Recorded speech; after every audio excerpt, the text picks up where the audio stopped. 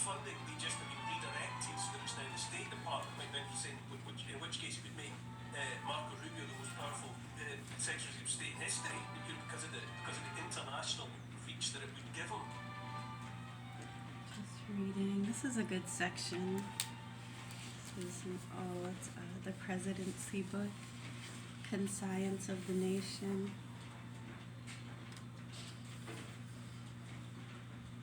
The absence of Senate control be a source of grave danger to the American people. At this view, I suggest, reinforced by experiences of systems like that of Great Britain, where the control of foreign affairs is, in fact, executive altogether, for the only real control of the House of Commons is the postmortem nature. It is presented by the cabinet with a fait accompli, rejection of which involves the defeat of the government and a subsequent general election. It's a good section. Lyndon Johnson says, "You're out of date." Oh, that's interesting. It says today's voters, and the little guy down there has a thing of snuff.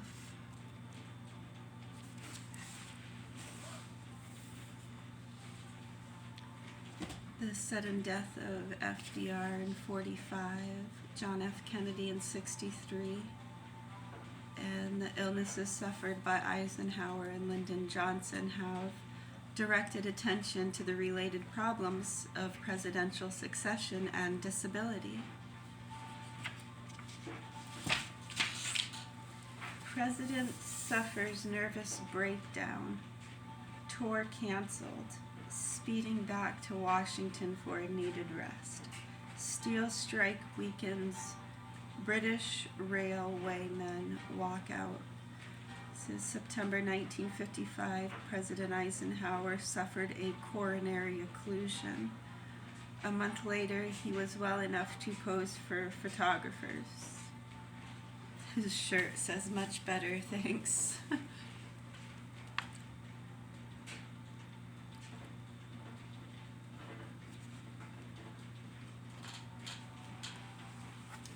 New York Times. '64, Senator Margaret Chase Smith.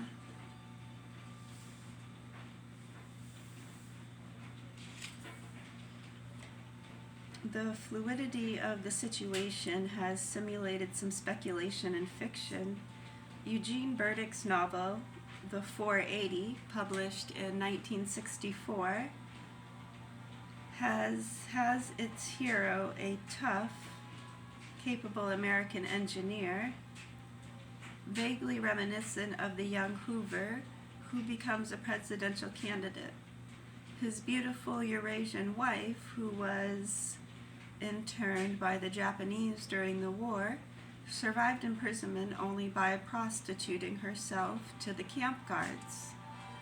When his enemies discover this information, they attempt to use it as blackmail to compel him to abandon his campaign. At the end of the novel, Thatch, the hero, has made the surrender announcement in order to spare his wife's feelings. But she tells him that he must stick to his guns. It's a good book.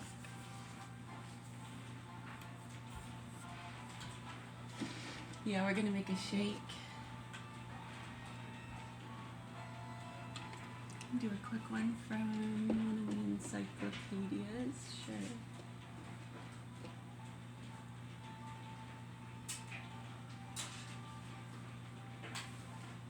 How about number 27?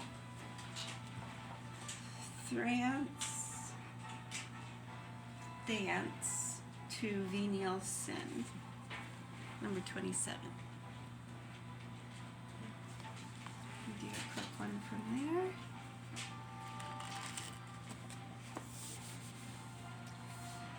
Page 418.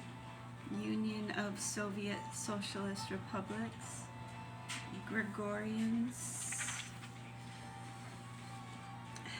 has in 1905, but with much greater success since there was no reliable police or military authority, peasants carried out a vast seizure and rough redistribution of land.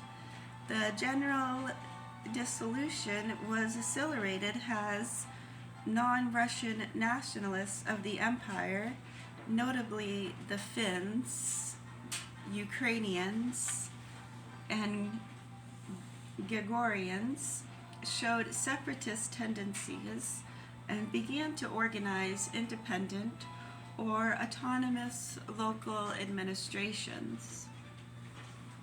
It's the Bolshevik Party stuff, yeah, that goes back early 1900s.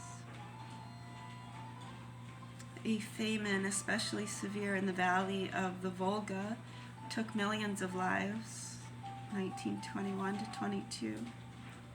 It would have been more disastrous without the relief efforts of foreign organizations, of which the American Relief Administration, under the direction of Herbert Hoover, made the greatest contribution.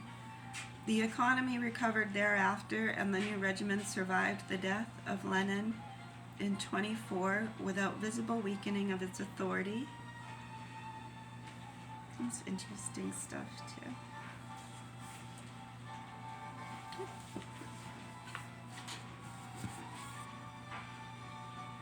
It is, it's a nice sunny morning.